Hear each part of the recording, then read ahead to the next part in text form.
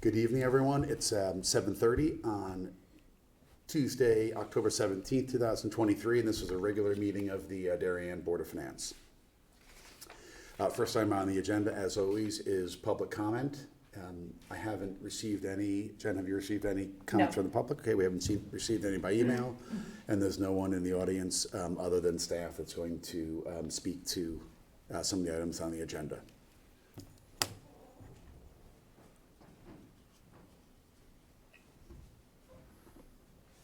So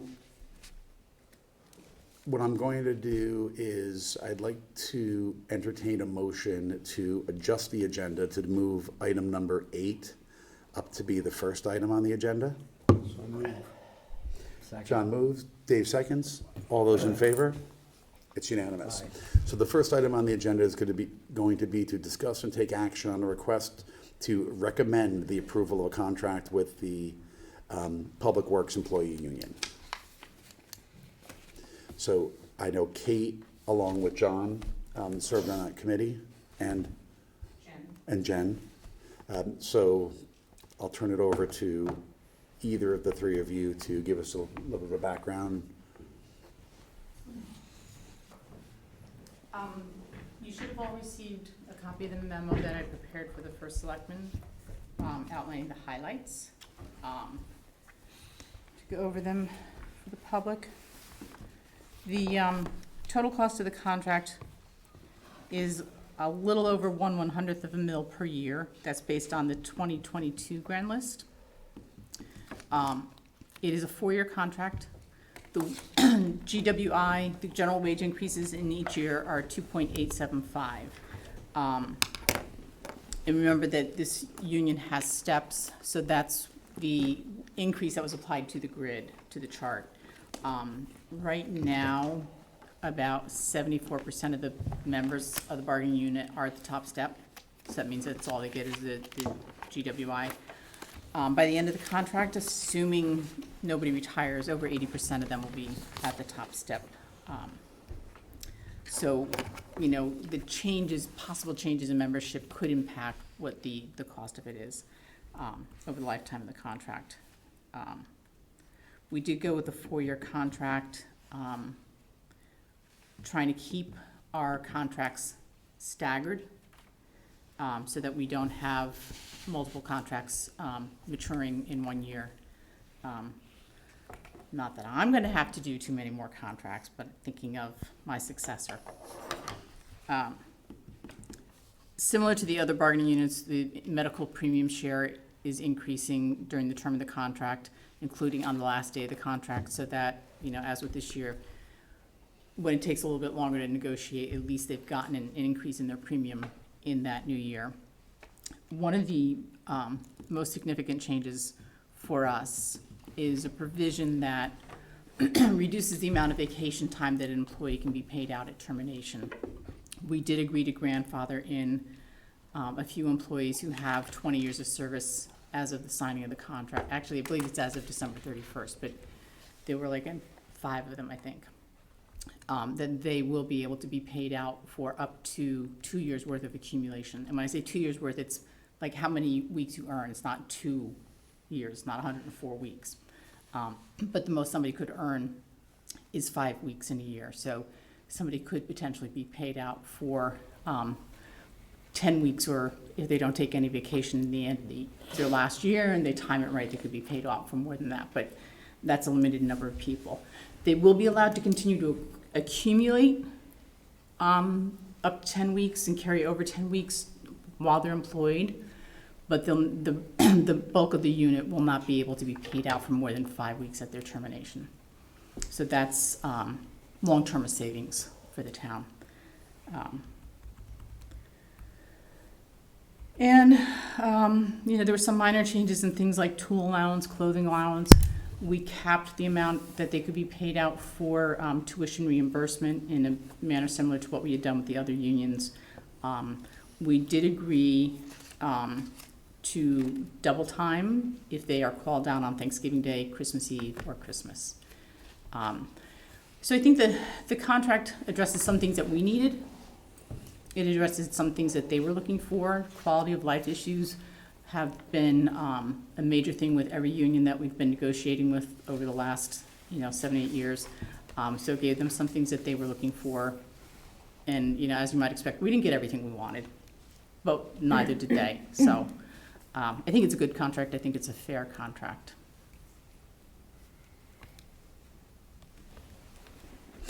Can you just maybe run through the changes to the retirement plan? So those employees hired after a certain date will go into a DC plan. That went with the last contract. So anybody hired after the signing of the last contract goes into a defined contribution plan. We did agree to increase the amount that the town would contribute, but we also required that the employee contribution increase as well to 7% on both ends. That is still less than what we have paid in recent years towards the DB plan. But as you get further and further along, more and more of those members will be in the defined contribution plan. It's gonna take a while for the town to see the benefit of the move to the defined contribution plan, because, right now, you've got a dwindling number of employees in the DB plan and the growing number in the DC plan. So it'll take a little while before it balances out and you see the, that benefit. And it was 5%? It was 5%. 5% town match, and it's a 5-year Yes. cliff? Yes, it's still a 5-year cliff, So it's 7/7? 7/7 and 5-year cliff. And the way this is worded, I just want to be sure, this is the employee can contribute up to 7%? No. and- no. They must contribute They 7. must contribute. We actually had quite a bit of discussions with our provider. And legally, what would happen is we could actually give you the right to choose up to, but whatever you choose to start, you have to stay at. So like if an employee said, oh, I want to do 5, they would have to forever stay at 5. And we felt it was important that if we were upping our stake as the employer, that they needed to have the same skin in the game. Is that something that's common for municipal type plans? To, To be a required contribution? The only plans that I was familiar with have the up to clause in them, so. I think it varies, but I see more of the match. Okay. I think all of our unions that have new employees joining the defined contribution plan all have a required. It's all required, yeah. And I think the Board of Ed did the same with Yes, with the SSOs, right? yeah, theirs is 5 and 5. And in some respects, that's good, because it helps them actually generate some material savings for later, right? Yeah, and I think they recognize that. If it's gonna be replacing a DB plan, there needs to be a balance there to do it. Yes, Alright. yeah. And Kate, what was I think you made a comment or gave a comparison on how this compared to what an average employee might have contributed under the DB plan? No, what the town What the pays town on contributed. behalf. So the most recent amount, I believe, was about 9%. Okay. But that changes depending on how the investment market goes. Kate, you mentioned quality of life issues. Could you give us an example of some of those? Well, just the one, like offering the double time on the holidays. Okay. Because it's a pull away from their family at a family time, Certainly. that was important to them. Also, when we were negotiating the change in the vacation payout at termination, they were concerned about being able to have enough time to take advantage of the Family Medical Leave Act should their spouse, right now it's an all-male union, so should their spouse be having a child, they wanted to be able to stay home with them, and have that time. So they wanted that flexibility to have the additional time on the books so that they could do that.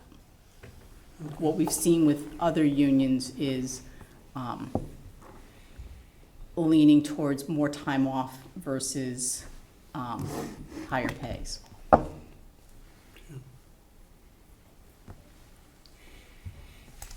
And Kate, in terms of turnover in this union, in this employee group, has it been relatively low?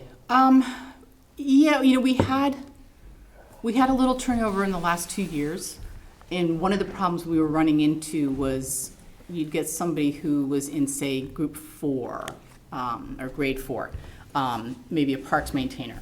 If that position opened up, we were losing our parking rangers. The parking ranger was the lowest grade, so we kept losing our parking rangers to, internal promotions. We had one that I think was a parking ranger for 2 weeks.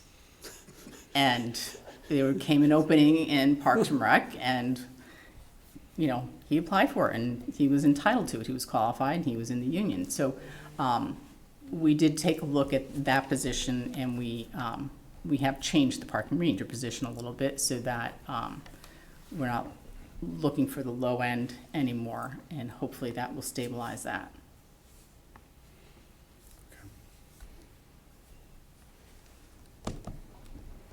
John, anything to add? No, I was quite impressed with the process and the progress that was made. I think both sides had very good points to make, and the give and take, I think, was very fair on all sides, and I think everybody went away thinking that they won. So that's the best of all outcomes.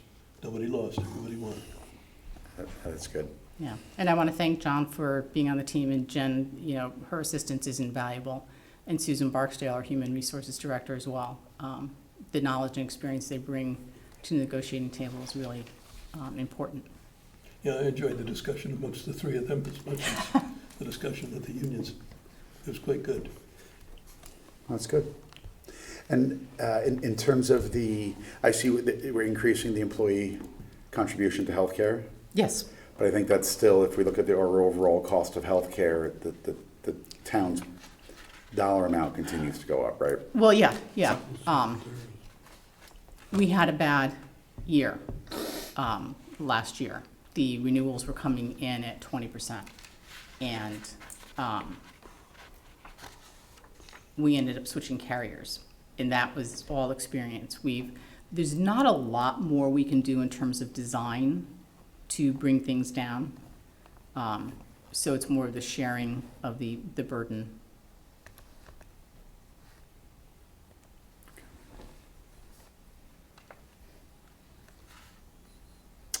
Okay, any other questions? So, we don't actually take formal action on this, right, Jen? You recommend approval to the RTM. Right. Got it. And then But- it's up to them to not reject it. Got it. And the Board of Selectmen, The Board of Selectmen approved it this morning, great. and we expect the union, this is one of the few times we've gone first, but in order to try and hit all the meetings and get the RTM in November, we're approving it before the union has. So they haven't sent it out for ratification? It's, I believe, sometime this week. Got it. And they are aware of what our schedule was, but if we waited, we were gonna miss our opportunity, period, because we have a certain number of days from the time that one of the parties votes to get it ratified through the RTM.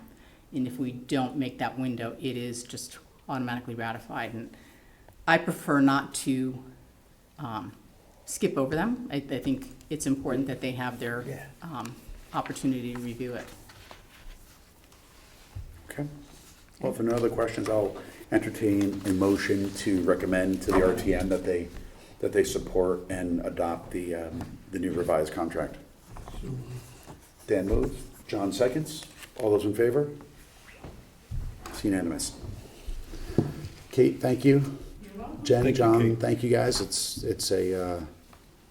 It's an important part of everything we do. Healthcare is, I should say, salaries and healthcare and employee expenses are by far our largest expense in the town. So it locks in a lot of our expenses for the coming 3 and 4 years. So appreciate you guys doing all this. Okay, Good night. thanks, Kate. Thanks. Okay, so we're gonna go back to item number 1, is discuss and take action on a request to transfer 26,000. Hey, Jim, before you do that, do you want to take a motion to let Tony speak about item number 4? So he can take off? Yeah, I'll entertain a motion to move item 4 up to before what used to be item number 1. So moved. Dave moves, John seconds. All those in favor? It's unanimous. Grateful, thank you all. Okay, so this item is to discuss or to hear a presentation regarding the adoption of a local ordinance allowing the assessor to waive with good cause certain penalties as relates to sort of the filing of certain reports that your office uses to determine the ultimate taxation, right? Exactly.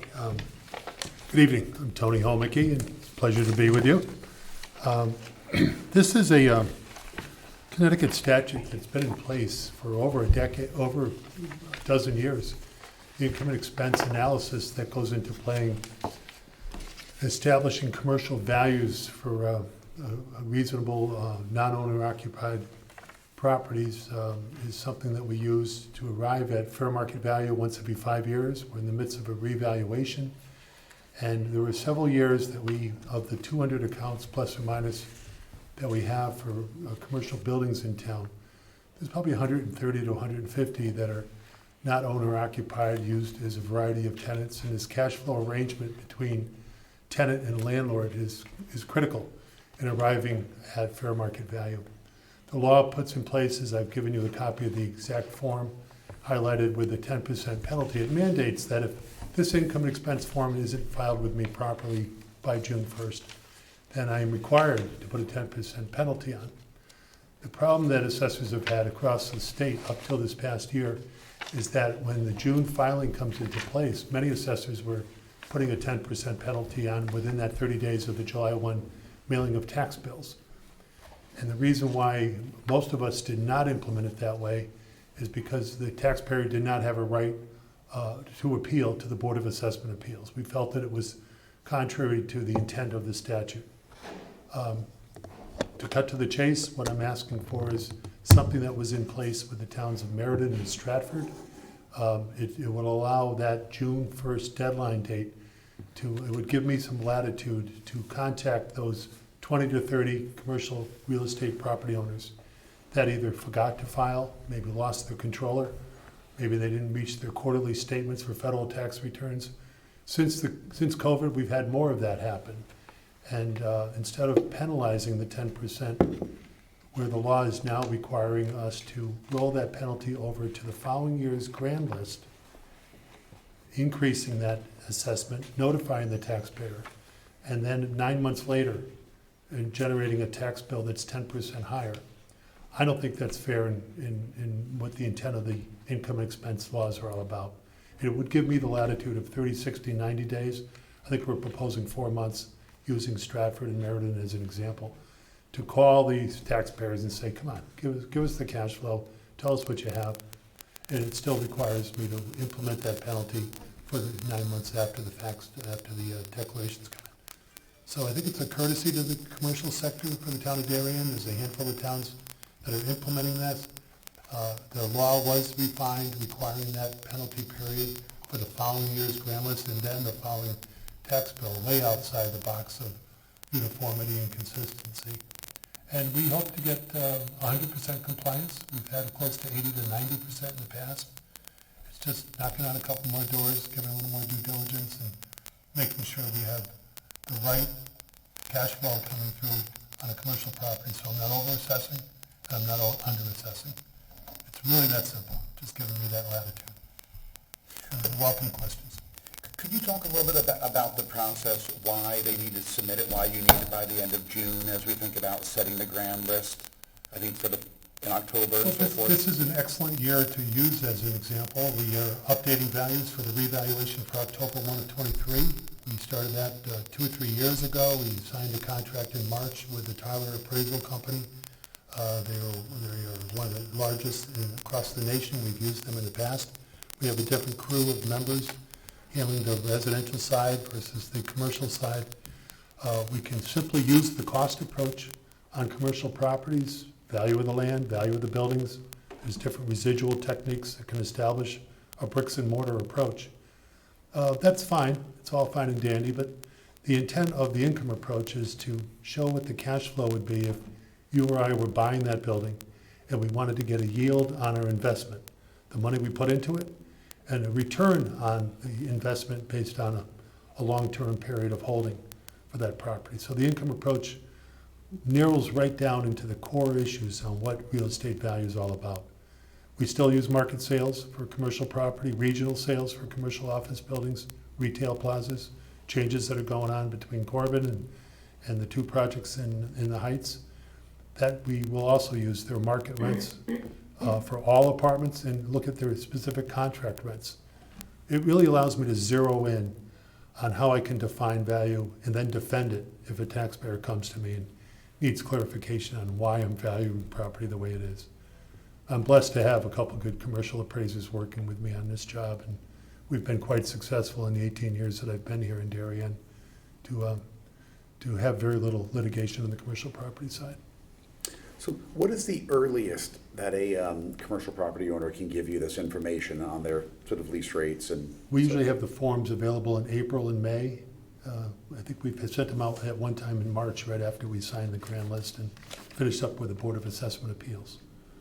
And so they're asked for them in April, and they have to have them in by the end of June? By the June 1st date. By June 1st. And then Yeah. what do you do with those materials? When do you finish your analysis if you receive it on June 1? We receive these annually, and we establish a spreadsheet. It's confidential data.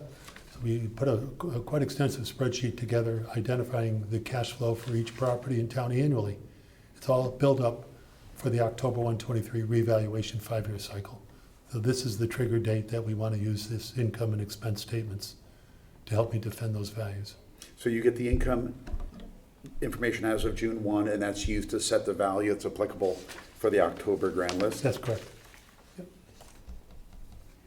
And is this why we see, like, for example, when some of these developments were going on and they weren't leasing any of their properties, a lot of the tenants had let go, we saw the values drop Exactly. Yep. and then come back up as they, quote, come online? In a general way, yes. We still are defining and defending the October 1 of 18 revaluation. So if something goes vacant and they do litigate, there's an argument where the courts and case law has allowed them to have that revisited using what the cash flow was and then the vacant building. So we've had a handful of those happen, very seldom here in Darien, but the cities take the heat for that, mostly in Connecticut. And so what was happening prior if somebody, the 20% that didn't have the data in by June 1st, what were you doing procedurally? We went 2 or 3 years and implemented the penalty. It was maybe additional $18,000 to $20,000 in revenue for those handful of accounts that did not file. Total So- in aggregate? Total in aggregate, yes. So it wasn't a big fiscal note issue. But when the challenge of Board of Appeals was a case law litigation that I think was under appeal up in Wallingford, I believe it was, we backed off. Most of the assessors just did not apply the penalty. Some are still making the corrections 30 days after the deadline date annually and putting a 10% penalty. Most of us are not. We waited for the statute to change by the legislature, which occurred this last session, mandating that if the waiver provision's not in place, that I must apply a 10% penalty to the 10-123 grand list for the lack of filing last June of 23. So for those properties right now that didn't file, and I think there's probably 12 to 15 only, knowing that we're doing the revaluation, they will be getting a penalty, but we're knocking on their doors trying to make sure we have all the right data. So what was like the 18 to 20,000 that you talked about of penalties that we did? That's the dollar amount for those handful of properties that didn't file, and that was about 5 or 6 years ago. And that was effectively 10% of the? Yeah. Yeah. It wasn't a big fiscal note issue, but we want to get compliance. I think that's the objective. It's better for the commercial taxpayers. So I'll ask one other question, then can open up to the board. How does your office plan to make the decision about when you waive it, how long you give them? It depends on how the final ordinance is written. If we give it 30, 60, or 90 days, I think the Stratford example is 4 months. So it's through June, July, August, and September. And so the way that this change would happen is if they did not submit it within 4 months after June 1st, That's right. then this 10% penalty and everything would automatically take effect. Correct. Correct.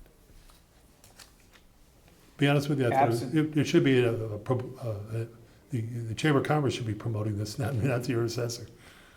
Absent this change, the 10% penalty is effective immediately, Yeah. rather than the 4-month That's correct. kind of grace period. Yep. And so they're effectively penalized for the next 5 years until their valuation In is. essence, yes. Yeah, that's right, it would roll through and follow the year after year, until they comply. Yeah, and so you could choose, I know I said this was my last question, but you could choose to not use the income approach, right? Or are you required by statute to use the income approach? We are not required by statute to. So if we weren't using it, they would not have to submit anything. No, it still requires them, if they're not owner occupied and have multiple tenants, they have to file their income and expense statements to me, no matter what approach I use. Market sales, cost approach, or the income approach. Is the information that they provide you on income and expenses reconciled with their tax returns? We have the statutory authority to review and look at their federal tax returns. Yes, it should be in concert with that. In the past, I have sent these out to tenants. I haven't done that in Darien, in a former town that I was in. I mean, Because what the about compliance IRS? percent, well, the effective rates were like 3.5, we're at 1% of market value on the effective tax rate, so the taxes were 3 times higher. And the landlords refused to file the declaration, so I sent these to tenants, not knowing where the escalation clauses might have come into play. And that was interesting to try to defend those arguments where they'd say they were renting at $28 a foot, and the tenant said, well, the 3-year escalation clauses put them up to $30 a foot. So it allowed me to push the values a little harder.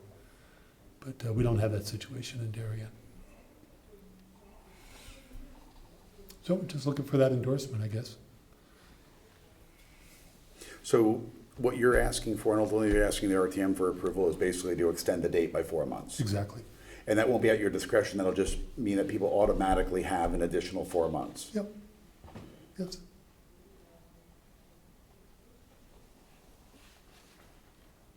Are we approving this or just recommending? I think we're, The Board of Selectmen have approved it, so I think the You don't courtesy. have any action to take, it's Yeah. informational only because there Got is an economic impact. Because, yeah, just an endorsement, yes. Yes, Paul? It doesn't, Sorry.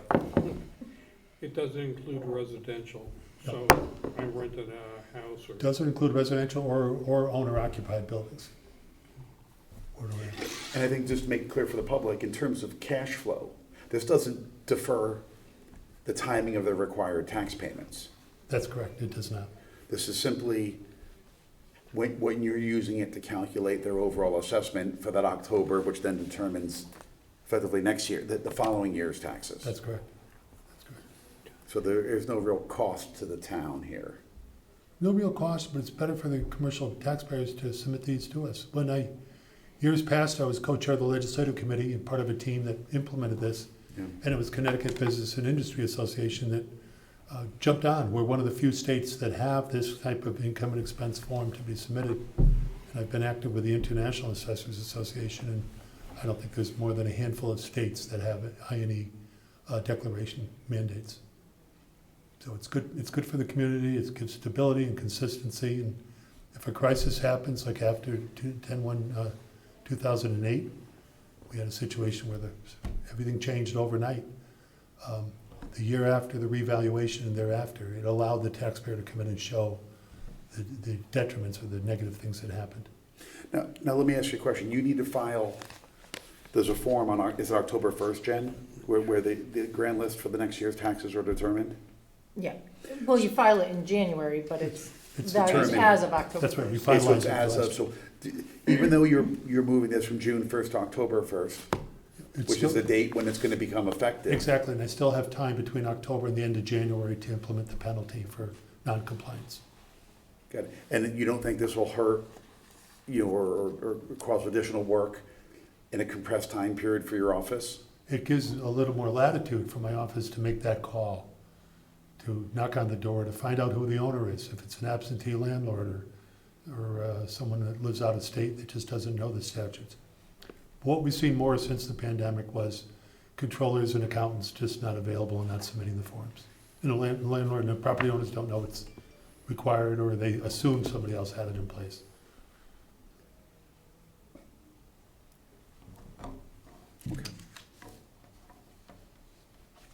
Okay, any other questions? I just, Tony, I'd say thank you to you and your office. A lot of times analysis that we need to do over the past few years, whether it was trying to predict what the grand list was gonna look like through all these developments as we were giving projections for Great Island in terms of trying to determine what taxes are gonna be, and even in terms of setting, giving guidance and trying to predict what the rates are gonna be. His office has always been extremely helpful in cutting the data sort of 10 ways to Sunday and helping us sort of understand how some of the valuations for these various properties and when they were gonna come online. So I very much appreciate the help that, you guys are always. To follow up with giving. that, I'll have a lot of data for you with this revaluation pending, right through Thanksgiving up through the month of December. We're in fifth gear and it's moving along very well. A lot of sales data, a lot of statistics, a lot of facts. So it's gonna be quite a good job. We're gonna finish on time. There will be an increase to the grand list. Well, I appreciate it, because I think 5 years ago, we worked on this when the last revaluation came through, because while, not everyone's taxes are gonna go up by the same amount, and certain people, as we saw 5 years ago, had significant swings, depending on what happened to their actual home value, and That's true. For a variety of reasons. Yep. so, appreciate that. Thank you. Thank you all. Okay, I'll accept a motion to, I guess, are we gonna recommend, Jen, or no? Do we not even need to do that? You could. Okay, That way we can put it in the minutes and yeah. it'll be formalized. Well, I'll entertain a motion to recommend that the RTM approve this. Dave moves. Paul seconds. All those in favor? Unanimous. Thank you. Thank you.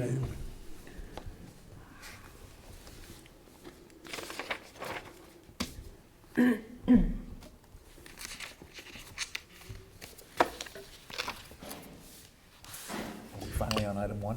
Yeah, now we're back to actual item 1. So, item 1. Just getting started at 8:04. I know. Discuss and take action on request to transfer $26,000, I think that's $667 Yes. to the Parks and Rec Professional Services account. Jen sent around a memo on this. You want to give us a quick?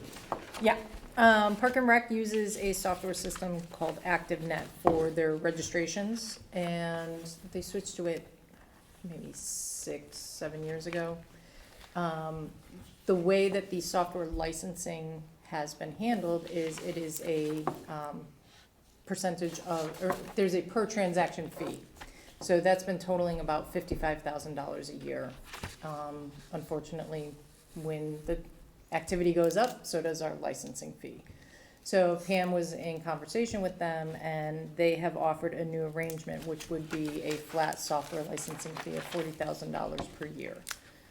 So what she is looking to do is switch to that plan. This $26,667 is the prorated amount for this year, and then next year she'll have the $40,000 in it. So budgetarily, what we'll see is an increase in revenue, because that won't be coming off the top, but we'll also have an increase on the expense side. But overall, we should be about $15,000 better off.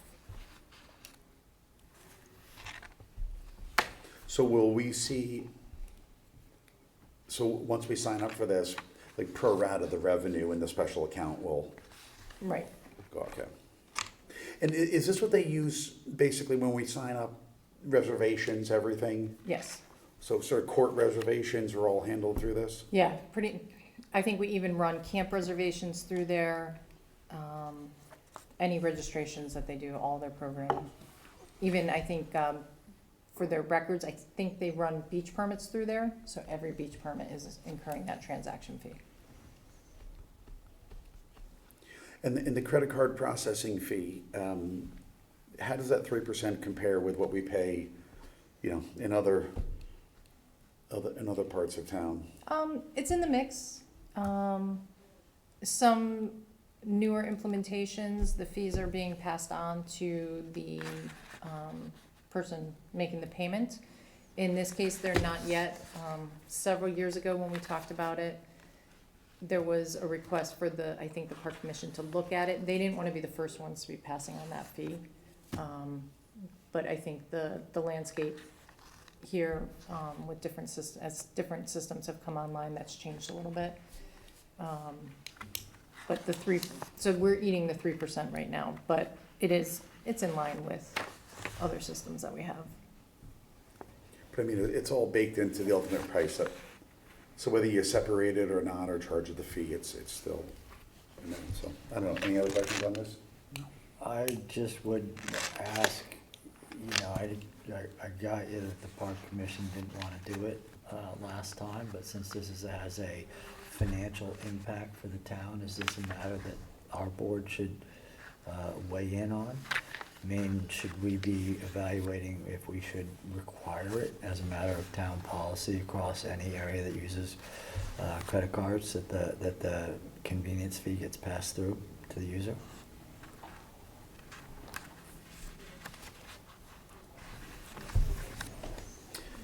I think it's probably challenging to do a blanket kind of policy like that because there's such a disparate types of fees that are charged. I get where you're coming from. I don't even know if that's within our scope, but if it were, I'd still be a little bit hesitant to just do a blanket. I think not everything's the same, because like when you look at like, I just paid my parking permit, and I mailed it in, so I saved a little bit of money. But I think it's whether are you charging for, are you trying to pass through the exact cost of the service? Or in this case, our Parks and Rec programming generates a significant, sort of, I don't want to say profit, but net revenue to the overall budget. So I think, if there are things where we need to think about whether we're passing through the exact cost of the service, or in this case where, we're in 50% more revenue than we incur costs. I don't know if is it already implicitly baked into the price? I guess I would argue that if I were a resident and I sign up for a park and rec program and you don't charge me the convenience fees, then all the other residents in town who didn't sign up for a park and rec program are in effect subsidizing me as the one who did sign up, because the other residents' tax share includes the payment of that fee. Well, I guess in these are the only ways that you can sign up is by paying online? No, because I think even if you come into the office and you pay by check, in order to get registered and in the list, it runs through the system. So we wouldn't incur a credit card fee on that, but it still has to go through the system. I mean, it's a good question, but I think it kind of digs deeper into how are we pricing our user fees. Maybe we could take this offline and talk about it some other time. We don't need to spend the whole meeting. I just wanted to toss out the idea because, to me, it's a user fee, right? It's a convenience fee. We're all used to paying them. They typically reflect the rate that the town would pay, right? And if we have different merchant processors, we may be paying different rates to different places, but that's fairly easy to reflect in the programming. So I would just say maybe at some point we can have a conversation, offline or something like that, to consider that. Well, also, this may not be apples and apples, but there's a huge hue and cry out there today, because people are walking into stores and being charged 3% extra for buying an apple or an orange or anything else, and that is statutorily illegal in this state. There's a law against that. You can't do it. So if in fact there's any applicability to charging people fees for this, the way you get around it, according to what I've been reading, is that you basically say your apple costs $1 if you want to put it on your credit card, or we'll charge you 95 cents if you pay us with currency. That works for some reason. That's the way they do at the gas pump, right? Yeah. Right. All right, well, Okay. Well, I think we can talk about that more, I think, during the budget Yeah. process. So is there I'll accept the motion to move $26,667 from the Board of Finance contingency, right, Jen? Yes. Into the professional services account within the Parks and Rec budget. And we would expect to see some savings or incremental revenue in our special revenue account. Yes. Okay. Dave moves. Dan seconds. All those in favor? Unanimous. Okay. Item 2.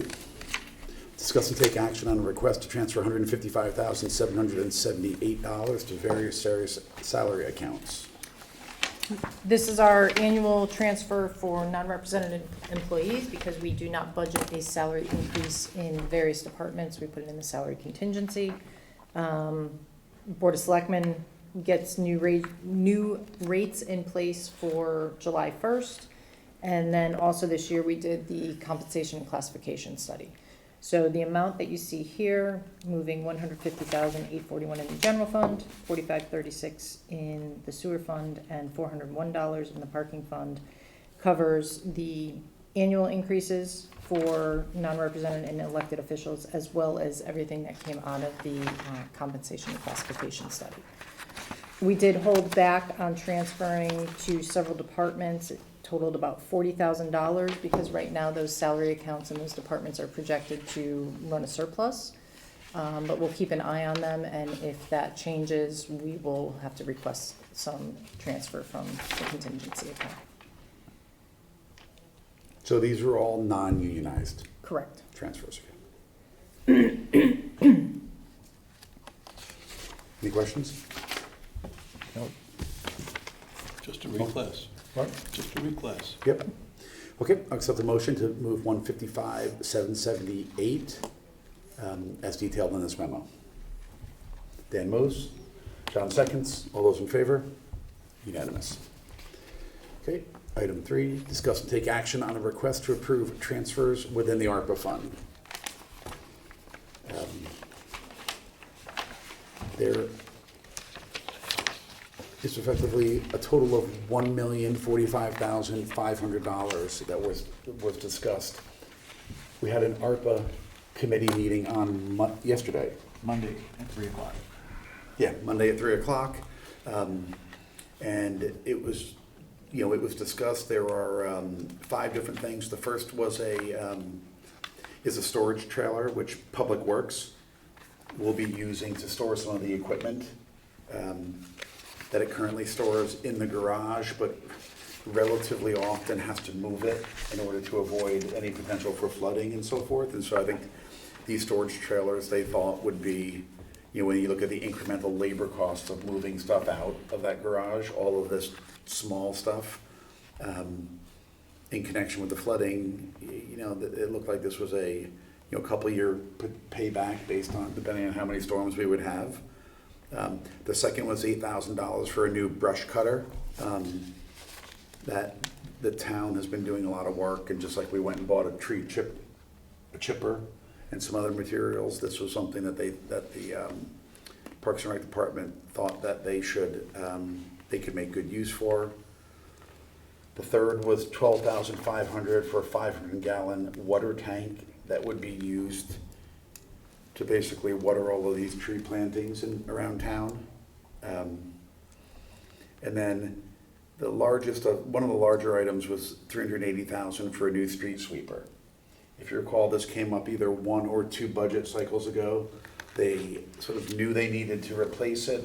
I think it was maybe Brian Manforti was able to find certain parts for this and actually get a couple more years out of it. But ultimately, and so we deferred it a bit, but ultimately there's $380,000 here to support a new street sweeper.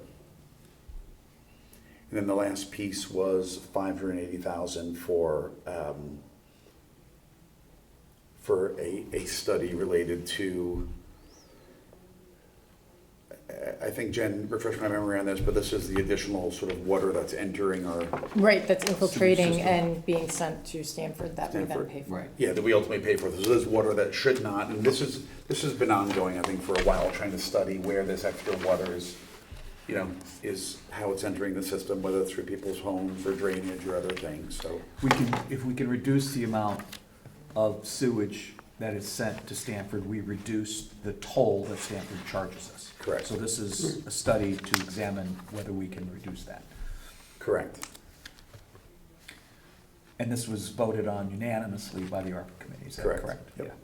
And basically, this is being moved from contingencies inside the ARPA committee from other projects that we either decided to not move forward with, but not fund completely with the ARPA funds. And so the committee voted unanimously to approve this. How would some device or mechanism reduce the water flow in? Some of it is relining of the pipes or Okay. reconstructing the pipes. Yeah. But I think it's also determining if certain things are taking, from different properties or so forth, or just injecting water into our sewage system that we're just paying. So it's not sewage, it's water, but we're getting charged for it. Correct. It contributes to the volume. Yeah, because if clean water goes into the sewer system as opposed to the stormwater system, when Yeah. it goes through the Yeah. processing plant, we're I'm trying paying, to figure we're out how paying it to gets clean, into clean. it and how we prevent that. Correct. I think Yeah, well, yeah. I think Ed talked about this a couple of years ago. I think they do some of the work, I think, at night when it's not raining, and trying to determine sort of where water is entering the system and coming in when, Okay. in theory, everyone's sleeping. Do we know what the results from phase one were? There was an estimate on there about what the potential range of percentage volume savings might be. Do we know what phase one yielded? That I don't know, but, and so this is part of a larger multi-phase Yeah, project. this is phase two, right? Right, so we bonded, or we approved for bonding about $2 million. This is another piece of that. Ed is gonna be requesting the next step beyond that, so probably in November, we'll be coming to you with a request for a bond amendment for the next portion that he has to do, so I'll ask him to be sure to provide that. Yeah, just a curiosity, right? I mean, obviously, we're trying to do the right thing and save some money if we can, and if there's any interim data, I would be curious. Yep. So this is all reappropriation of the ARPA funds for these Yes, things, right? yes. Which all need to be positively identified by the end of 2024 and then spent by the end of 2026. Right. So I think we're choosing projects that we affirmatively know will go forward and be done, before 26. Can I make a special request on some of these? There are multiple of these projects that are listed here where I look at the sheet, right? And it talks about, saves X out, saves overtime, right? When we say saves overtime, can we find out how many bodies, hourly rate per body, and how many hours? Because I went back and tried to look in the Park and Rec annual budget to ascertain where there is actually overtime for employees, and there isn't much. So when they put save overtime on here and there's no dollar amount, there's no way to back into what the reduction in the ongoing overtime line item might be in the regular budget. Yeah, we can add that. Good question. Very good question.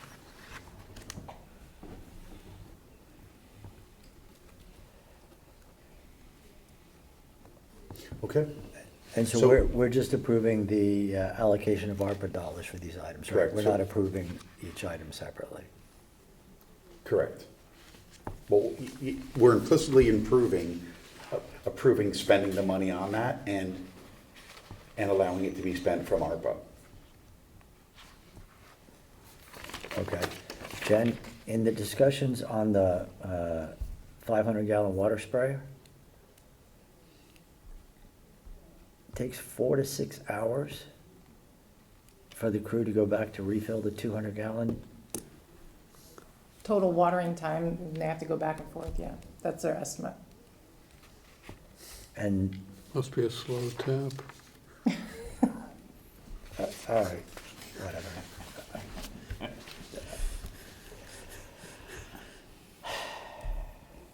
Send one of the tanker trucks from the fire department down.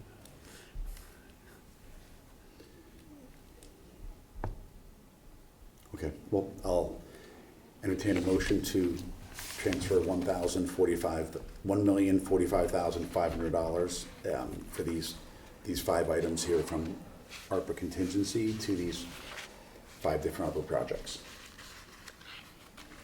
Dan moves. John seconds. All those in favor? Unanimous.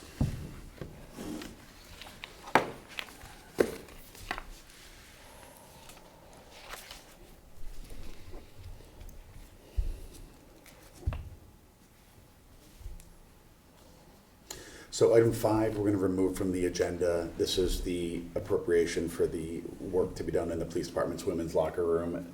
They received in the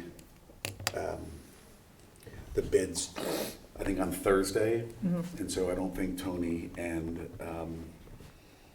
the police department have had the ability to kind of fully go through and digest to know whether or not they're going to accept those bids or whether they need to be sort of confirmed. So I think we'll hear that at our next meeting, or I think to the extent they get it done earlier and they need to move quicker, we might, you know, I've offered that if we need to have a sort of quick e-meeting, we could do a single agenda. I did meet with Tony, Ed, and Ali Hidema on Monday, and they think that if they come to you in November, that they'll be fine timing-wise. Is there any update on when those lockers are actually going to be? I know there's a severe backlog on the actual lockers that they ordered. That I don't know.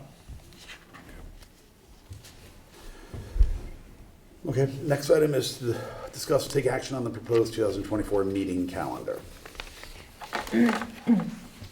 So I did hear from Taylor on this one, and she did have one suggestion that we move the January 9th meeting to January 16th to get past the BOE Super Saturday snow date.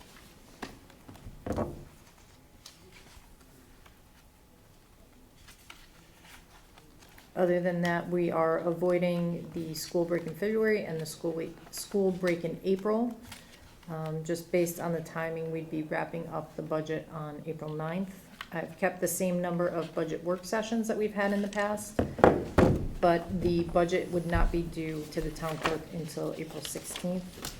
This has us voting on the 9th. We have a couple of Thursdays where we could squeeze in, or if we needed to, we have a little bit of time after the 9th if we needed to push the vote out a little bit. You know, the one question I had was, you know, in years past, we would sometimes have a meeting after the public hearing on the budget, which is scheduled for March 12th. We've done that only if it's the snow date. Usually it's just the public hearing, but if it has to get pushed to the snow date, we end up with the regular meeting afterwards. Got it. I guess, you know, just, I guess, thought for the group is, since we all do come to town hall for that meeting, and that meeting has generally lasted somewhere between 1 and 4 minutes, would it ever make sense to maybe consider, Tacking it on to the beginning of a regular. or just having a regular meeting right after that? Immediately Or at least And then warning, not yes. have the following. warning it, yeah. Yes. And we- It's silly for everybody to arrange your schedules to make a meeting that lasts 3 minutes. Yes. So I guess, yeah, my thought would be we could warn a meeting for the 12th to occur immediately after that.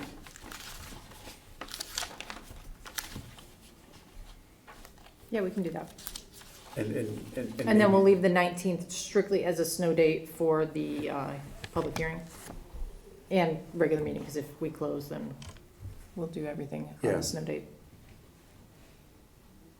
Yes, obviously, if we have a snow day for the public hearing, we're probably not going to have the,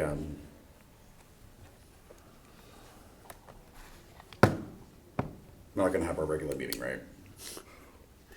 Probably not. So then, on the 19th, since we don't need to squeeze in an hour's worth of public hearing snow date beforehand, why don't we do the 19th, start 7:30 PM as the snow date? No need for a 6:30 start, or do you want to do a 6:30 start? No, I think the 7:30.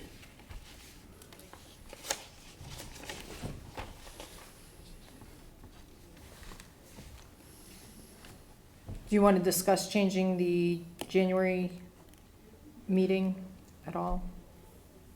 To the 16th from the 9th? Yeah, I would support moving that back.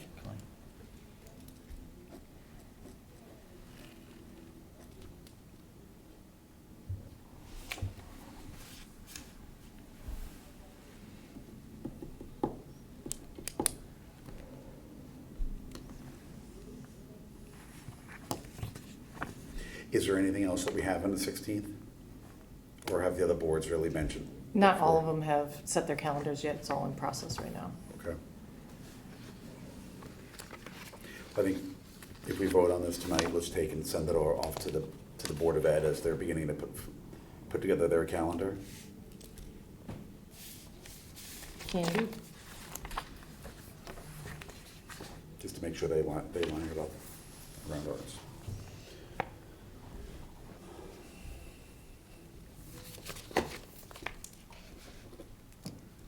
Okay.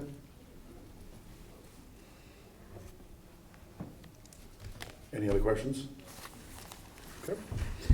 Take a motion to accept the Board of Finance 2024 calendar as amended by moving the January 9th meeting to the 16th and by adding a regular meeting after the March 12th public hearing. Dan moves. John seconds. All those in favor? Unanimous.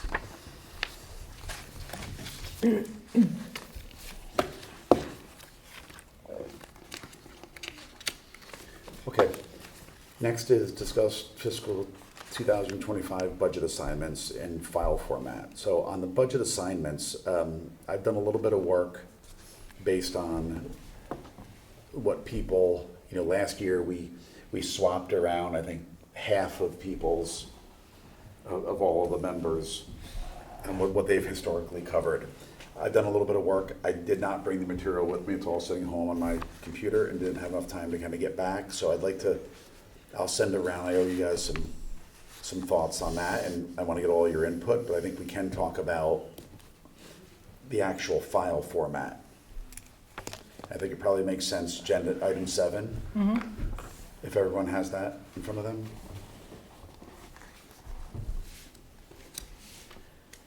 So we've used this format for a few years now, probably about 7 years. And with the idea of it being a kind of a one-stop shop to get the big picture on where things are changing in the budget. But there was some discussion, one or two, maybe 2 meetings ago, about revising this a bit. So right now, on the expenditure side, we roll everything up to the department level, and you can see 2 years of history, the current year adopted and revised budget, and then you can see $1 and percent variance to both the prior year actual and the current year adopted for kind of each stop along the way, Board of Selectmen, Board of Finance, and RTM.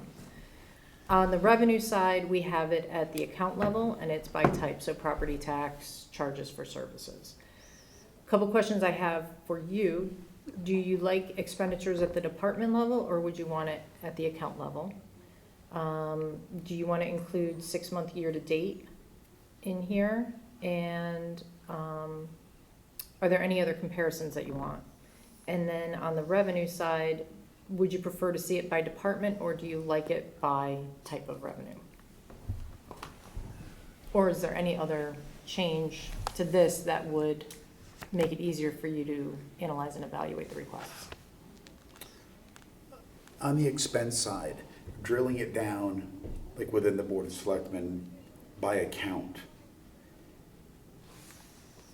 We're not trying to recreate OpenGov in the Right. spreadsheet here, but how would you think about the level of accounts? Would it within Board of Selectmen, or how would you be breaking, how many different accounts would you break it down into? Would it be personnel, healthcare? No, that would actually be more work. I was playing around with it today. If we want account level detail, it would be an export from OpenGov. But it'd be a one-time export and then just subtotaling everything. So you'd have full-time salary, part-time salary, all of the line items that you see in OpenGov. I think Taylor has requested that level of detail before. And as long as we do that at the beginning of the process, it's not onerous. And it's the first level detail. Right. So it's salaries and then full-time salaries, part-time salaries, but it's not, if you click on full-time salaries. You're not gonna see that it's Dan's salary and Jim's salary. It's just, it's Right. first level detail, which is manageable. Right, It's so you not- could see this, and if there's a It's dozens of significant accounts, not variance. hundreds of accounts. Right, Well, it's gonna be hundreds of accounts, but I think what you could do is, since it's a spreadsheet, you could set your own parameters and say, show me any variance over 10%, and then maybe you wanna go into OpenGov and drill down into those and see what the detail is. Got it, yep. So the account level is not, like I said, it's not difficult to do as long as we do it at the beginning of the process. But if we've already started moving through to then go back and change it, that's why I wanted to have this conversation now as we're gearing up for the process so that we can structure this and have everything easily feed through. I like the account level detail. I guess on the account level detail, the titles of those accounts, the way that they're set up in OpenGov, do they map to Munis? Yes, So just for example, like in human resources, full-time salary. Is that same account level, is that what it's called in every other department? yes. And part-time, so are they consistent? Or does something fall underneath, we call it apples in the Board of Selectmen, and we call it oranges in the tax collector? On personnel, no, those are all consistent. Where we've been inconsistent and we're trying to get consistency is where somebody might book or charge travel to a conference. Because we have a travel account, but we want the departments to use that for mileage reimbursement for meetings within the state. Then we have a conferences and meetings, and we want that to be your travel expenses when you go to a conference. So we've, in the last year and now again this year, we've provided guidance to them on these common accounts so that many of the departments have those same accounts, they're just not necessarily using them the same. So we're trying to make that more consistent. But for the most part, on the big ticket items, electricity is called electricity everywhere it occurs. Professional services is professional services. Jen, just using the conference travel as an example, you talk about how they budget. When they actually incur the charge, is that how they're booking the charge as well? Or are you booking it so that when we see the actuals for 2 years ago, it has it characterized how you want it, but they're budgeting it a different way? That's been another challenge. With the volume that comes to our office, we can't catch everything and go back and say, oh, did you budget this in travel or did you budget in conferences? So we have to rely on the department to charge it to where they budgeted it. That doesn't always happen. They might discover it and we'll reclass it, or we might, if we see it and we go, that makes no sense to charge it there, why are you doing that? Sometimes it's, oh, well, that's where I have money. So, we've been working on educating the departments to charge it to the appropriate account and move the budget there instead of charge it where you have the money. But that's an ongoing struggle. But I don't think it's a rampant problem. I think people are using the accounts properly. They are charging it where they planned it in the budget. So I don't think it's a significant amount that's ending up in the wrong bucket, ending up charged to the wrong bucket. And then are these categories, for example here, I know in our spreadsheet, I felt like over the last couple of years, there were some categories that had a different name than what it was in OpenGov. You mean like what the department proposal was called? Yeah. Yeah, I think we've tried to true that up. There's a couple where it just doesn't make sense to break out beautification as its own proposal. So we lump that together with harbor master and monuments and ceremonies, and we have community services, I think we call it. But for the most part, there's one-to-ones, and I think in the past, what we've tried to do too is say, if your budget assignment is finance, these are the OpenGov proposals to look at, to make sure that you capture everything that's commonly referred to as whatever. So we can do that as well. We can have a column where it's kind of the commonly used department name, and then the column next to it can say OpenGov proposals and list all of the ones that you should access. Yeah, I think it would be great, and I think if, like, the way that you also set it up where you can expand and contract them all, I think that's it's very useful. I want to make sure we get Taylor's input on this. Yeah, I'll before touch we base with her finalize because it. I think she had a couple of things that really were important to her. Yeah. On the revenue side, I think in the past, we've had some maybe miscommunications on which revenues people are looking at or should be looking at, because I don't know if it's because the spreadsheet has them by character type, and in OpenGov, they're with the departments because the departments are responsible for those. What I recall is that you would assign people a team to revenue, yet the people assigned to a department would cover the revenue. So the last part, the team dedicated revenue really didn't have anything to talk about because it had already been covered within the departments. And it seems to me if that's the right place for it to be covered. I agree. I think it should go back to department level Yeah. revenue. Yep. And with accounts, if that's what you want to call it, Yeah. underneath there.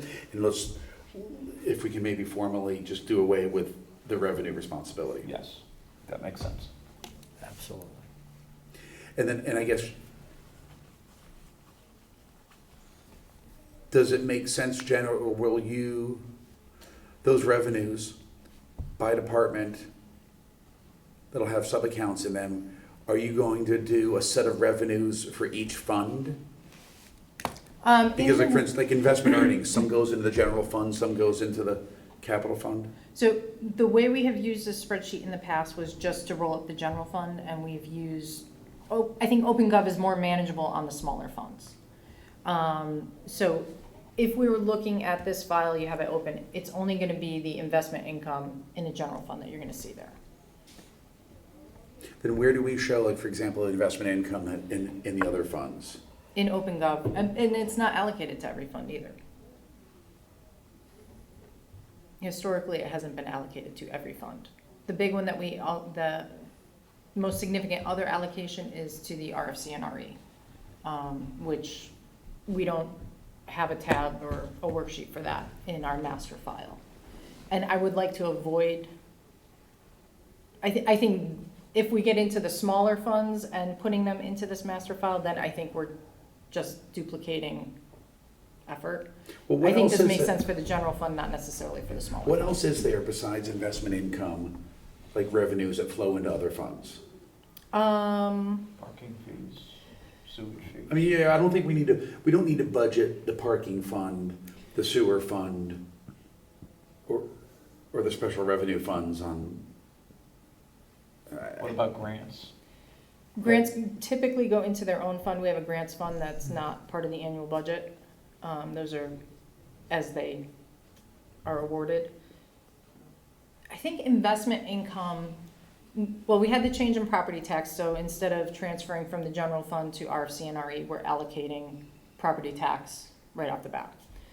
So that one's allocated. Investment income does have some allocation. Other than that, each fund really has its own dedicated revenue. With parking, there is a small piece on tickets and pay stations because we don't do it exactly. It's like 4 or 5% to the general fund and 95% to the parking fund. But most everything else is only to one fund. So it's really just, I think maybe investment income was the I only think- one that we really. Yeah, so I think that warrants maybe its own budget team, if you want to break out a particular revenue, just because it does span a couple of different funds. But then the rest, I think, makes sense to handle whoever's assigned to the department. So like when we determine the ultimate mill rate at the very bottom of the spreadsheet and so forth, like that, and I'm just using investment income because that's the one that goes in two different funds. That only included the Portion allocated to the general fund. Couldn't the person responsible for the treasurer expense line cover investment income? Yeah. Yeah, So we don't have to break it out? yeah, it doesn't have to be It's already a work group or anything. Yes. But from setting the mill rate, we need to determine like how much money we put into the capital account, right? The reserve fund for capital and recurring expenses. Like that gets investment income, right? Yes, And so if we have like $5 million worth of projects that we're gonna, so that's another component on the spreadsheet that I didn't bring up because I don't think we need to make changes to it. We list all of the capital projects in RFC and RE as well as the RFC and RE revenues on this master spreadsheet. And then we come down to a general fund mill rate. The change in last year was now a mill rate for RFC and RE, and then we get our combined mill rate. So it's just a matter of, so the investment income would, you know, it's small dollars, right? But it would just reduce technically the amount of taxes we needed Right. to put into the reserve fund. Right. And then on capital, how do you characterize capital by department? Yes. Yep, we have it by department, and then we list last year's projects, because it's last year, but to compare to last year budget.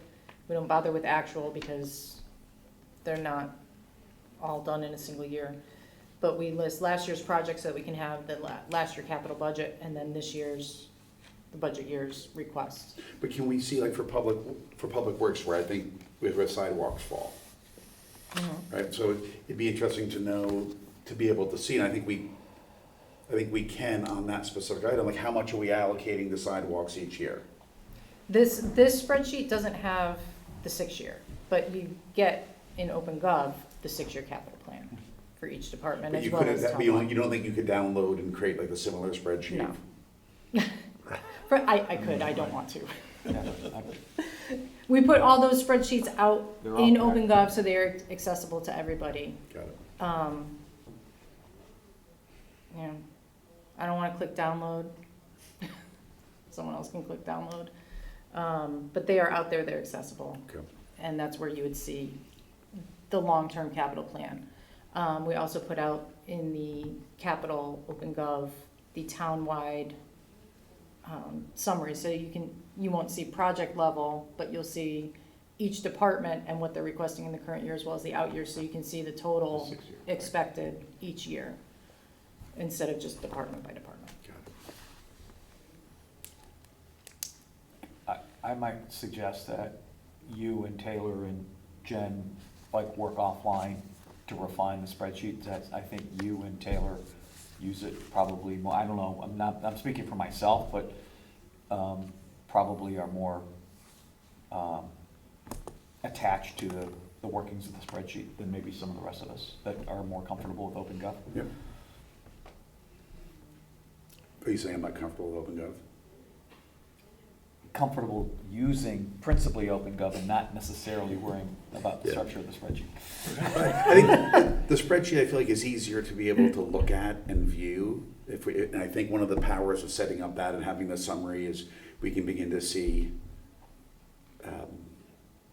it's a little easier to have a discussion around, I think, than. I like it too, just because it's another check to make sure that if that reconciles with OpenGov, we know that we've captured all the changes. So it's a Okay. nice double check. Question, where will Great Island's numbers be included in the budget process going forward? So Kate and I were discussing that. We haven't quite figured it out yet. We have to have some discussion of what is the expected revenue source? Is there going to be an expected revenue source continuing into fiscal '25? You know, those are some things that need to be figured out over the coming months. So it may be continuing that the management fund is a special fund, in which case we'll include it in the budget. If for some reason we determine that it's gonna be 100% funded by the general fund, we may roll it into the general fund, we may have a contribution from the general fund to the management fund. I think there's a lot of unknowns, so I don't know quite what it's gonna look like, but it is on the radar that we wanna make sure that we're transparent on it, but also treating it properly. But, and I think on that, you know, we have a Great Island Committee meeting tomorrow night, right? But I think we need to think holistically about, you know, if we're gonna look at, like, how much does it cost to maintain Great Island, right? And that's 60 acres. Well, we have another 224 acres of parkland in town, so should we be thinking about how much does it cost to, like, maintain Highland Farms, Pear Tree Point, Weed Beach? And I don't know, I guess, you know, maybe this is something to think about, like, do we actually track, like, how many man-hours No. we spend on each of our parks so that we know, like, how much are we No, we spending, don't. like, on Cherry Lawn versus Weed Beach? No, we don't, that would be burdensome for the department to track at that level and allocate people's hours. Because the crew goes around to here and then, oh, we got a problem over here, we're gonna go over there. And for them to be tracking how much time they spend at each location would be burdensome, and we want them fixing And I think things. that's part of my thought about, are we tracking, why would we be tracking Great Island in terms of how much it costs to mow that versus mowing other properties? And are we just creating more,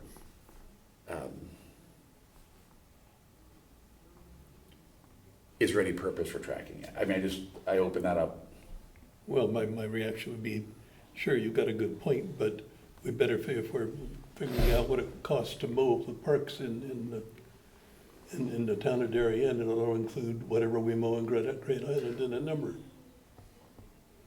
Well, yeah, but I don't think we actually track what it costs to sort of mow. But somebody has to get paid to go and do that, so Well, it's a cost to be incurred. It's a little bit different, right? And in the case of Great Island, we have separate contractual arrangement. It's an outside vendor that does that. It's not an internal, department that does it. And so that cost to be able to measure is much easier because it's contracted external thing.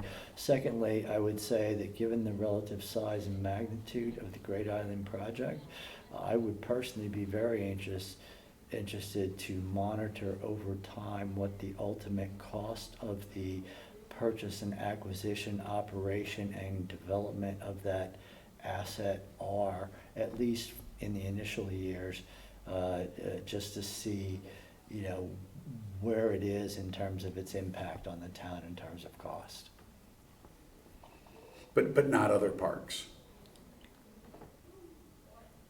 No,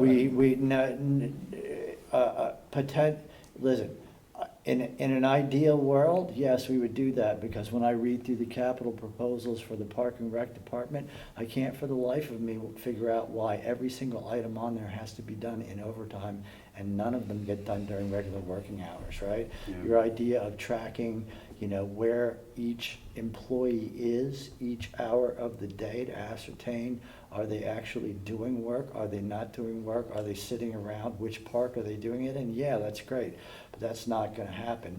In the case of Great Island, we spent $85 million to acquire the island. We're about to spend an unknown number just to get people to be allowed onto the island. And then the longer-term capital plans could be in the millions on top of that. So the ultimate cost to the town, I think that, we have a responsibility to track it and monitor it and be able to provide that data as to how much it actually costs. But my question, the theoretical question is, why only track, for example, what it costs to mow those 30 mowable acres versus the other 200? because of what Jen said, which is, we don't want our employees spending a ton of time tracking exactly where they are. Well, no, that's what I'm saying. And how much time versus actually doing the work.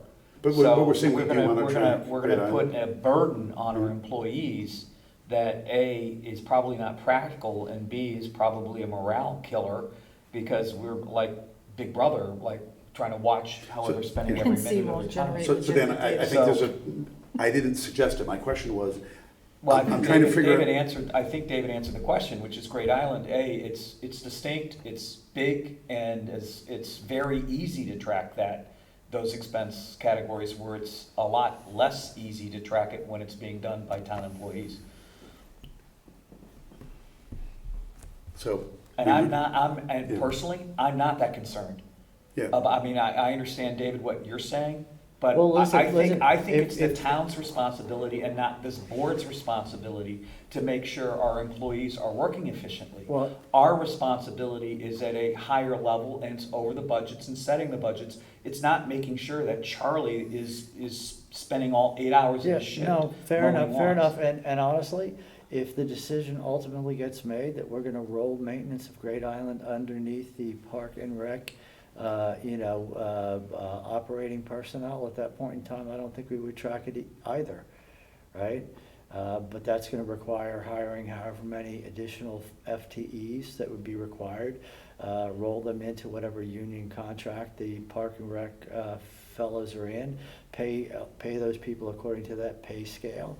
And I suspect that there's a big price differential between doing that and hiring the contractors that we're currently Well, using. that's how the Board of Selectmen in the town chooses to mow the lawn. Do they want to use an employer, or do they want to use an outside service? Here, we're using an outside service because it was somebody in the short term that knew exactly what it is. But right now, like if you look at our Parks and Rec, our Public Works employees are doing a lot of time, spending a lot of time on Great Island fixing things, roofs. And we don't track it, planning. we don't track any of that. The only thing we Correct. track there are specific items that are bought specifically for Great Island. So we're not, we monitor the mowing and general maintenance expense to the extent that the contractors that we pay, that we have a contract for, provide that level of service. Anything else is not getting monitored unless it's a physical part, right? So that's the way that we're But I don't even doing think it. we track that we don't track like physical, if you will, like parts on any of our other parks. So I think that maybe the question is, and this is, because I think we have, again, now 280 acres worth of open space and parks and so forth. I guess the question is, like, how much are we investing, like, say, from a capital, like fixing stuff, right? Like new parts, new fence, new this. How much are we investing across all of our different parks? So from a capital perspective, I do think it'd be important, be nice to know what we're spending on all of our parks. But we do know that number. We have a 6-year capital plan that suggests how we're spending capital on our parks. I guess I'm a little bit confused as to where this conversation is trying to accomplish. Well, let me just say it from a green eye shade firmly affixed on my head, that the Great Island and all of the money going into and out of the place needs to be under budgetary control, period.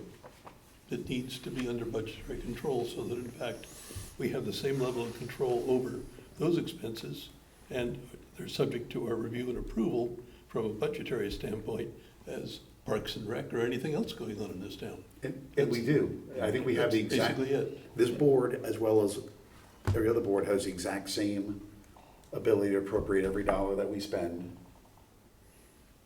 for all of our parks. I don't think anything's changing with Great Island. Okay?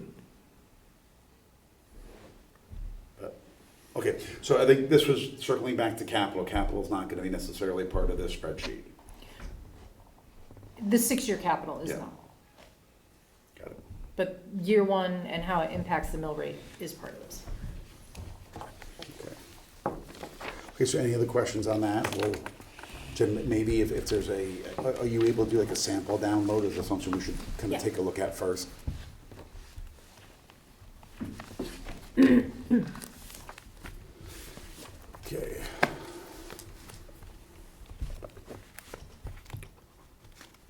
Okay, next is the financial reports. Pretty standard, everything's tracking as expected. I do want to point out investment income on here, just due to some absences we only have through August, but I did take a look at the sweep account. So through August, we were at 805,000 total. If we add in just what came through the sweep account for September, that's another 223,000. So we're over $1 million right there through September. But like I said last month, that sweep account, the balance will get drawn down as we approach December, so it won't be quite as nice a number. Property taxes, the collection rate that we set was 99.48, which was slightly lower than what we brought in last year, and as of right now, tax collections are on track with the prior year, where we were at the same point last year. And then town clerk revenue, I want to keep an eye on that this year. We left the budget essentially the same as the prior year, was 1.8. We just took out a piece from the budget that they weren't actually recognizing. It was going to a different department anyway. Transactions on real estate are definitely down, so year-to-date is a little bit lower than where we were this time last year. So I do think based on the first 3 months, that it's possible we won't hit the 1.8 million town clerk revenue budget, excuse me, unless something changes significantly with the real estate market. How are you feeling about building permits? I think I feel pretty good. Right now, we're kind of in between projects on that. The redevelopment, now that they've done the demolition, they'll be pulling the foundation permits, so we should see that coming in the next few months. You're talking about the Palmer. road, the crossings or whatever it's now referred to. V20, I think. I don't know what they're calling it now. The Palmer. Yeah. Palmer. But we're gonna see on Corbin that they'll be pulling the next Same round of thing there, permits. Yeah. right? Now they've demolished, right? Yep, Yes. so we have a little bit of a lull right now. We've only taken in 54.5, but I think we'll see some good revenue coming in here. On the expenditure side, everything is as expected. The police department is currently fully staffed for officers. We do have, I think, 1 or 2 dispatcher vacancies, but fully staffed for officers, and I think it's looking good so far, so that's good for the department, but budgetarily, it means that if that holds, we won't see the same types of surplus, or the same type of surplus that we have seen for the last couple of years, because a lot of that was driven by police vacancies. In fact, speaking with HR, they are currently only recruiting for the second sanitarian, which is gonna be funded through a grant for the beginning of the year, and then was planned to be funded through the general fund beginning January 1st. That's still open, they're looking for that, and they're recruiting for a part-time in the senior center. But other than that, we're pretty much fully staffed. All the other expenditures are as expected for this time of year. State revenues, no news there. Our budget was pretty close to the adopted state budget, and we're not seeing any movement on those numbers yet. The one that has the potential to move is excess cost once they true up the prior year's special ed excess cost reimbursement. On page 5, we have the contingency accounts. So with the transfer that you just did for Park and Rec, that brings our general fund contingency down to 148,000. We did give that a haircut this year from where it had been previously, was usually about 250. So I think we want to keep an eye on that. We haven't been using a full 250, so we should be fine. But we are down to 148 on that right now. And then as we look to move into the budget, we're at 642,000 for the capital reserve, and I'm hoping to have RFCNRE closeouts on the November agenda because I'm a little bit behind on that. And then the general fund salary increase contingency will be down to 112. We have the public works contract. Once that settles, that'll come out of the salary contingency. There's certainly sufficient money to cover that. And the only other piece that we have not yet done is part-time, any kind of part-time increase in salaries or in pay rates. And then the sewer, parking, and recreation funds, and Great Island, I gotta update the title on page 7. But those are all as expected right now. Sewer service just got billed out in October. So those collections are coming in. You'll see that in the next report. The parking fund, Dan had asked last month how current collection or current activity was tracking against pre-pandemic.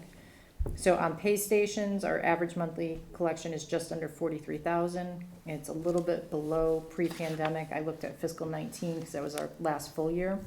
That was about $48,000 a month on pay stations. And on parking tickets, we're averaging about 8,300. Pre-pandemic, it was about 11,000. Thank you for doing that. You're welcome. And then the recreation program fund, tracking as expected. I did want to note that we would expect to see no fund balance in this account, but there was a timing issue when we began using it, and something snuck through, and we ended up with a negative fund balance of $6,400. So we'll hold back that amount from the transfer to the general fund next year at the end of this year and just true that up, and it'll be back to a $0 fund balance. And then Great Island Management Fund, this is a life to date because the budget was put in place well before we actually closed on the property, and we're working off of that budget. But we've collected about $260,000 through September, and our facility repair and maintenance expenses have been about $148,000.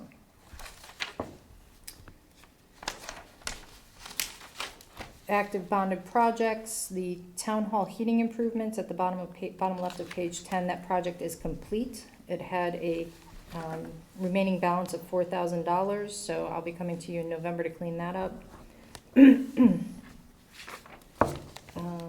And then, as I said, the sewer I&I will have Ed coming back for the next phase of funding on that, probably in November.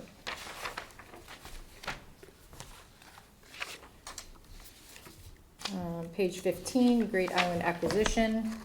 We've only had about $29,000 worth of expenses, mostly on legal, some on professional services. So not a lot of activity on that at the moment. And then for ARPA this month, we had about $152,000 of expenditures.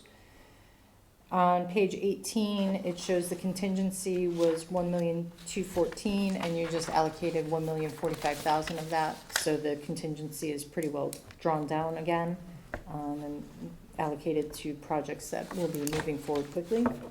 And what we have unobligated as of the,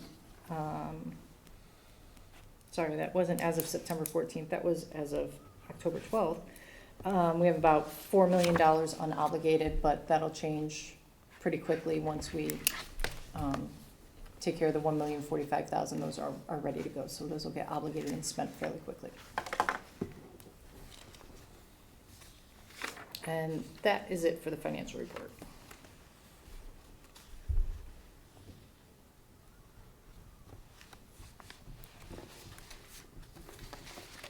Any questions? Okay. Next is approve the minutes for our regular meeting on September 19th. Yeah, some comments on this. Paul can't Be be both here and here there. and Oh. absent. You were here, Yes, I was. so he was not absent. Some Therefore, he people did might vote argue- on all these different Some items. people might argue, but And then there's a couple of typos on page 3. Under special assignments and committee reports, the word audit is misspelled. And in the third line, Chairman Palin presented an update, not and update. Otherwise, with those corrections, I was fine. Paul, is your middle name Schrodinger? excuse me. It's a reference to Schrodinger's cat. Was anybody absent in September? That wasn't the meeting you chaired, was it? No. That was, you did August, right? I'll go back and I'll watch the tape. I don't think so. I think we were all Okay. there. Yeah. Was that the meeting that I missed? No, you weren't here. I wasn't. Right. here. Listen, David was Right. there. Yeah, it's, Yeah. all right. Some beautiful South Bend. Actually, you're not listed as attending. But you're the You were one neither that's here absent. nor there. Hopefully, we don't have him voting on anything. I don't think we do. If we do, I will change that. As long as I For- didn't motion or second to anything, we should be. No, safe. you're not in here, so that, it's just a mistake on the top. Yep.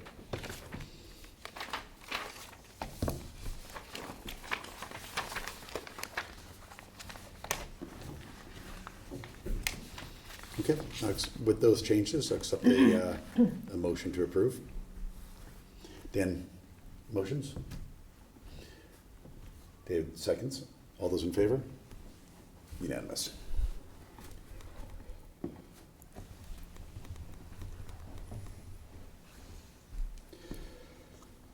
Special assignments? Any update on HHR? Yeah, I'll give you a quick rundown on where we are with the schedule and everything that's going on there. I think everyone knows we have gone back out to bid for the bid packages that we've chosen not to accept. Those bids come in the beginning of November. Then there's a period of what they called Scope Review, where they go through each of the subs' submitted bids to make sure that each sub included all of the work that was intended to be included, right? They want to make sure that what he's bidding on is actually what we're expecting them to do. And then there will be a selection process to determine which of those subs will be the winning sub. The important item there is that by December 11th, they will produce for us a guaranteed maximum price contract for each of the schools independently, all right? So that's an important date on our schedule. In the meantime, the committee actually has some other stuff that we are getting done. On the 8th of November, we meet to review and vote on which of the adults are going to be included in the program, or we hope to be included in the program. We also initiated an effort, because the single largest over budget line item for Ox Ridge was the FF&E items. Kip, thank you very much, provided us with a list of all of the FF&E that Ox Ridge purchased, which vendor they purchased it from, what they paid for it, and how much of each type went into each space. So each in the library, what did they buy? How many units, what price, who did they buy it from? In a classroom of X size, what did they buy, how many units, all those kinds of things. So there was a meeting last week with the administration, the principals, and the design team to go over all the furniture that was used at Ox Ridge. The intent is to basically use the same furniture to build consistency in terms of look and feel and price, with the idea that we will be able to get as close to a firm price as possible before we actually come back to the town to ask for any more money. We have a placeholder in there for each school right now, but to be honest, it was kind of we need some money in there for this, let's put in this number kind of thing. So we're trying to tighten that up to try to get the numbers to be as tight as possible before we come back. We'll be once we get the guaranteed maximum price contract on the 11th from the construction management team. The committee will be voting to review those and vote on those on the 13th, and then we'll be before the Board of Selectmen on the 18th and the Board of Finance on the 19th.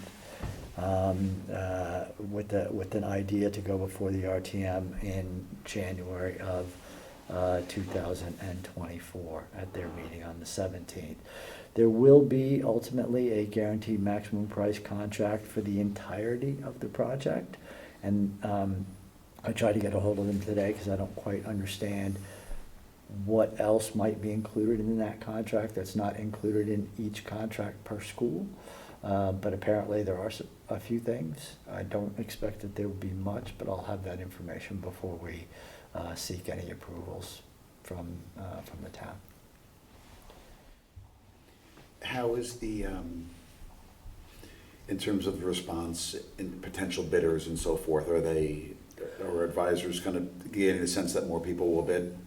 We have an expectation that more people will bid. They talked to a bunch of the subs prior to putting the packages up for bid, and we got promises that they were going to bid.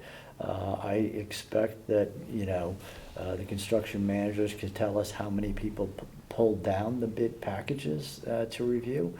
There was no material change in scope from the last time, so people that, did it previously may not actually pull down the bid package this time. But the honest answer is we won't know until, I guess, bids are due November 3rd, if I have that date correct in my head. So we should have an idea. I mean, obviously, for all of the major trade packages, we'd like to get at least 3 bids, if we can.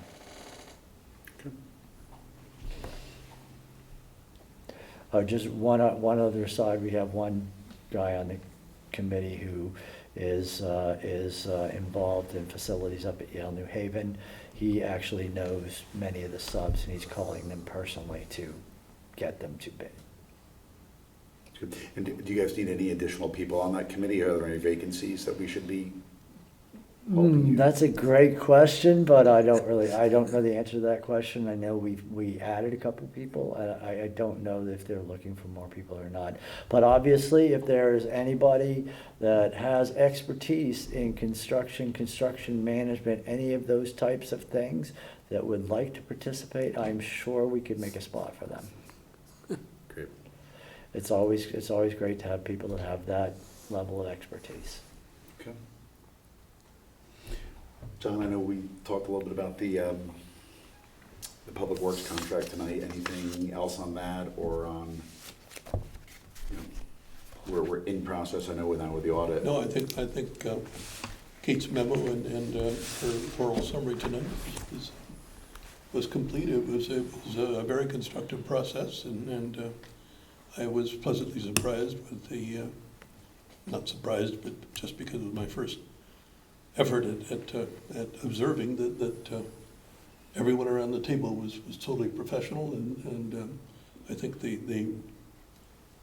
everybody understood the, as they said, the lifestyle requirements and all of the rest of it that came up, and understood what the other guys were saying, and I think that they came up with a very, very good contract, and I think that Kate and Jen and Susan really worked well together to sort through the issues and come back with counter proposals that made a lot of sense.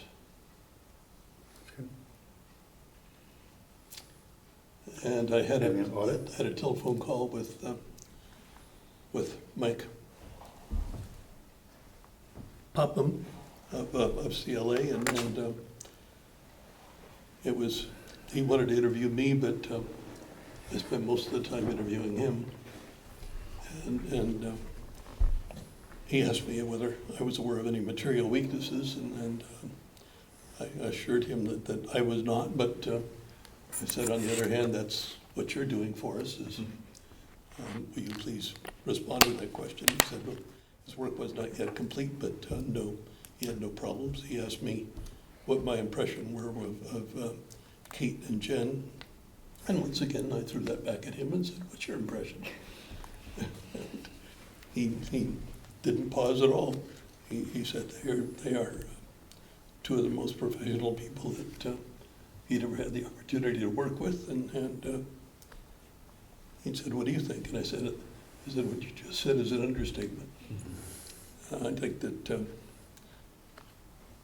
you're both doing an excellent job with the financials, and I mentioned the fact that I've never asked a question that, or anybody's asked a question that you didn't know the answer to immediately, and you have an encyclopedic understanding of every number that goes into the books. He did say that the examination is not yet complete, obviously, and I asked him a question as to whether any of his other audit clients have systems in place that represent best practices that we should consider. And he said he wasn't aware of anybody. He would talk with the other people on the work and get back to us later. But it was a very satisfactory conversation, and I look forward to hearing about the results. That's great.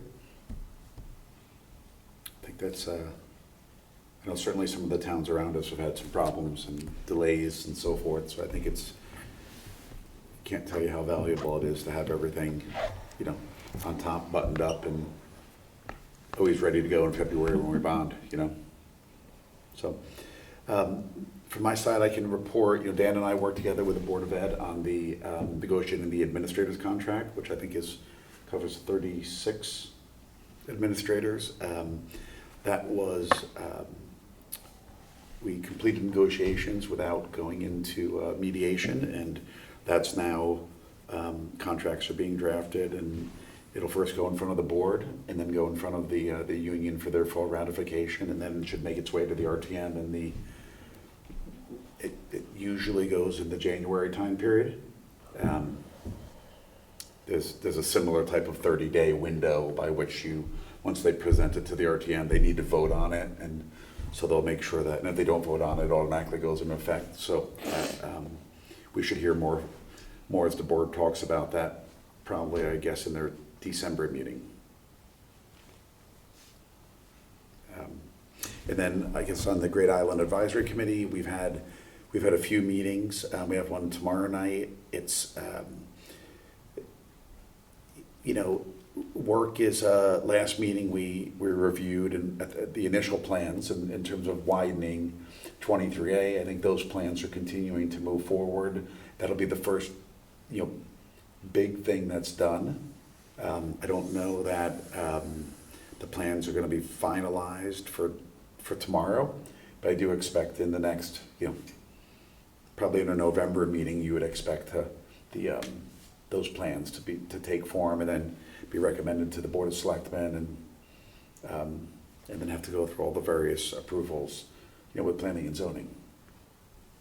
But Nothing new on Oxbridge, and I would expect not to have much further to report on Oxbridge until we near the closing of the books, which is gonna be a few months down the road. If there's anything significant from a financial perspective that we learn as we have meetings, we did not have our most recent meeting, it was postponed, then I'll, of course, report that. they had they had the formal, I think, presentation. The formal ribbon cutting, unfortunately, I was unable to attend, but the formal ribbon cutting was the 7th, I think. Is that right? Yeah, I think it was the Saturday before last, like 10 days ago. So. And I would say the school is amazing in terms of, just everything from all the details, the colors, the furniture, all that stuff. You go in the library, the way the library is laid out to have multiple learning areas to it.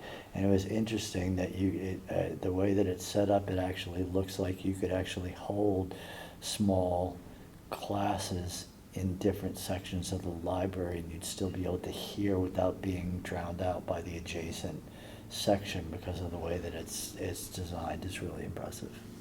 Yeah, it's an amazing building and so far, under budget. Paul, Yes. pensions? Yeah, first I'd like to comment on the negotiations. I've been through it myself recently. It was a good settlement, and I think it's a fair settlement, especially over 4 years. And the vacation reduction for the payout is good, and also the provisions on the DC plan. On the pension fund, we met last Tuesday. The pension funds this quarter were down about a 1.5, but they beat their benchmarks. The benchmarks were down over 3%, so they did pretty well. And lastly, if you could update us on bond arbitrage, I'd appreciate that. You have nothing new to report on that. Okay.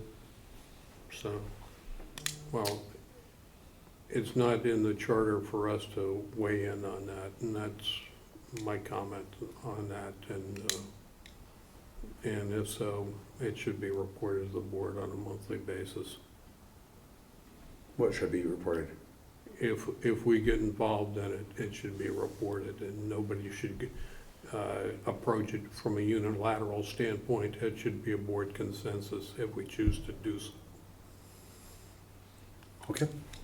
Any other questions or committee reports? Okay. Nothing on chairman's. I'll entertain a motion to adjourn. John moves. Dave seconds. All those in favor? Stand adjourned.